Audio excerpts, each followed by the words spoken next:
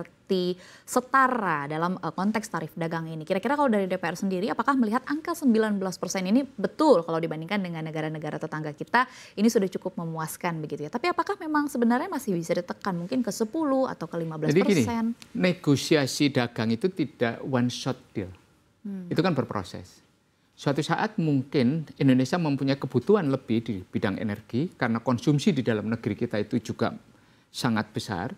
Dan Indonesia sebagai negara emerging market pasti akan meningkatkan konsumsi energinya. Karena apa?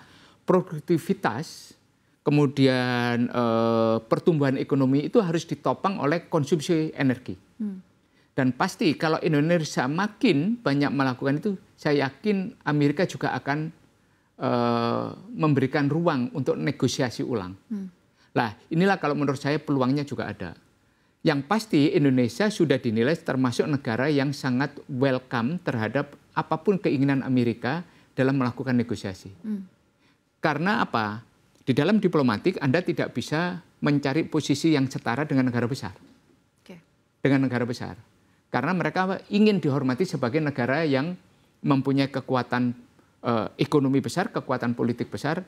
Tentunya oke, Anda menghormati posisi stand mereka, mereka juga menghormati kita yang posisinya di bawah mereka. Mendapatkan posisi itu aja kita sudah bagus. Nah, berikutnya baru kita melihat detailnya. Detailnya contoh sederhana. Indonesia masih bisa mengekspor CPO. Nah, ini kan ekspor yang paling signifikan di Indonesia. Karena isu CPO itu kan sangat beragam. Betul. Di Eropa kita diserang karena bersaing dengan mereka. Kemudian kita menemukan pasar baru India, pasar Cina, dan pasar Amerika yang termasuk yang salah satu yang sustain, berkesinambungan.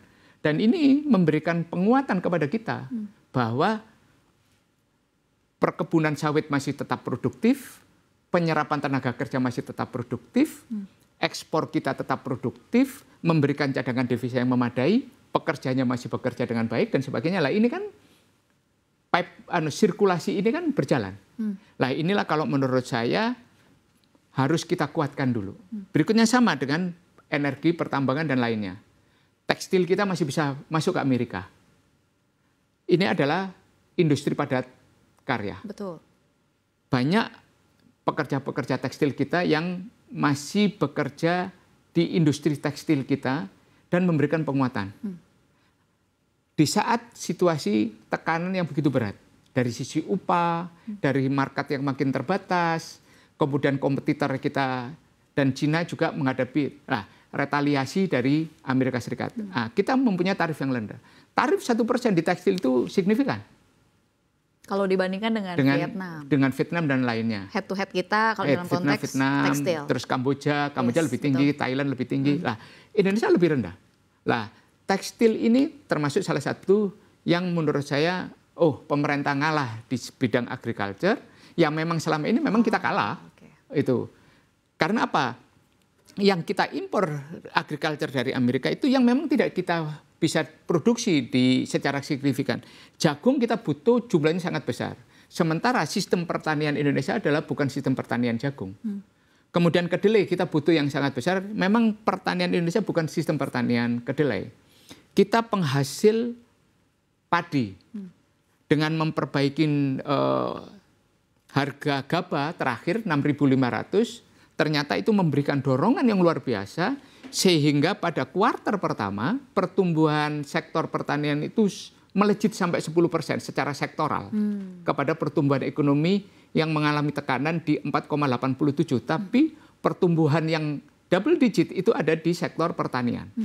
Dan itu memberikan sumbangsi yang padahal kepemerintahan Pak Prabowo menaikkan harga beli gabah di tingkat petani itu di 6.500. Nah, ini kalau menurut saya memberikan ketahanan tersendiri. Tetapi kita kan produk agriculture yang dibutuhkan di dalam negeri kan banyak. Ternyata rakyat Indonesia di samping makan beras, mengkonsumsi beras, mereka juga mengkonsumsi mie yang diproduksi oleh gandum. Kemudian kita masih butuh kecap yang dari kedelai, terus kita butuh jagung untuk makan ternak dan sebagainya. Nah, ke depan apakah kita juga akan mengimpor daging, mengimpor daging ayam, dan sebagian dari Amerika. Lah ini kan tinggal tunggu perkembangan. Oke. Itu.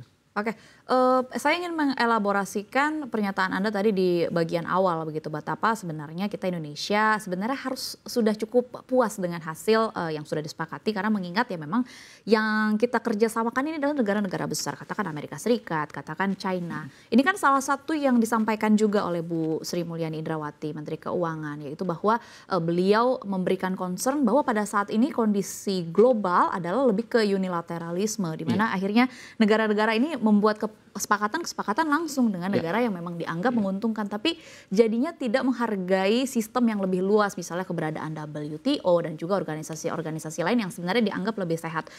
Perspektif Anda berkaitan dengan concern Ibu Sri Mulyani yang nampaknya tadi dari penjelasan Anda juga setuju begitu dengan kondisi ini, seperti apa Pak? Jadi sekarang dunia yang tadinya itu kita mengatakan globalisasi, di mana kesepakatan multilateral itu menjadi sebuah pijakan bersama dalam membangun relasi, itu sekarang orang lebih senang, negara itu lebih senang berunding one on one.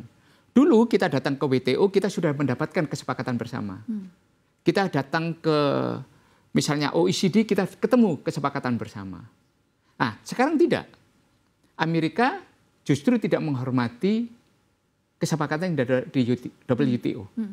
Inilah yang membuat kemudian konstruksi globalisasi yang tadinya berbicara dalam sebuah kesepakatan multilateral menjadi kesepakatan bilateral. Nah, makanya Indonesia kalau saya sampaikan, kita puas pada situasi saat ini. Kepuasan itu kan situasional. Melihat situasi geopolitiknya. Betul. Trump juga keluar dari kesepakatan pilar 1, pilar 2. Betul. Masalah taxation. Ya kan? Dia mulai membicarakan, Amerika berpikir tentang America first. Semua wilayah pemajakan korporasi Amerika dipungut di Amerika, bahkan mereka yang overseas Amerika akan dipungut oleh external revenue services. Yang tadinya punya internal revenue services menjadi external revenue services. Ofensif. Nah, bagaimana? Nah, Amerika dalam sisi ini kan, Amerika sudah melihat sebuah kebutuhan bahwa dia terlalu banyak spending. Defisit APBN mereka, APBN yang Amerika itu harus diatasi. Dengan apa? Revenue sebesar mungkin, spending dilakukan pengetatan yang... Maka mereka bikin yang kemarin itu, DOGE itu. Walaupun kemudian menjadi sebuah koalisi yang rapuh antara dia dengan Elon Musk, itu another story. Tapi Amerika menjadi sangat selfish. Amerika menjadi memikirkan tentang diri Amerika sendiri. Betul. Yang tadinya dia diangkat sebagai pemimpin global, kemudian Amerika, enggak, saya mikirin dirinya. Ketika dia menjadi pemimpin global, memikirkan dirinya sendiri, enggak ada yang mau mengikuti. Enggak ada yang mau mengikuti. Siapapun pemimpin global yang memikirkan dirinya sendiri tidak akan ada yang mengikuti. Karena apa? Negara yang lain pun akhir berpikir tentang national interest mereka. National first. Indonesia first orang akan berpikirnya. Betul. Lah, Pak Prabowo juga memikirkan itu. Beliau membarier Indonesia dari kepentingan-kepentingan yang akan merugikan Indonesia. Pada level tertentu 19 itu menguntungkan.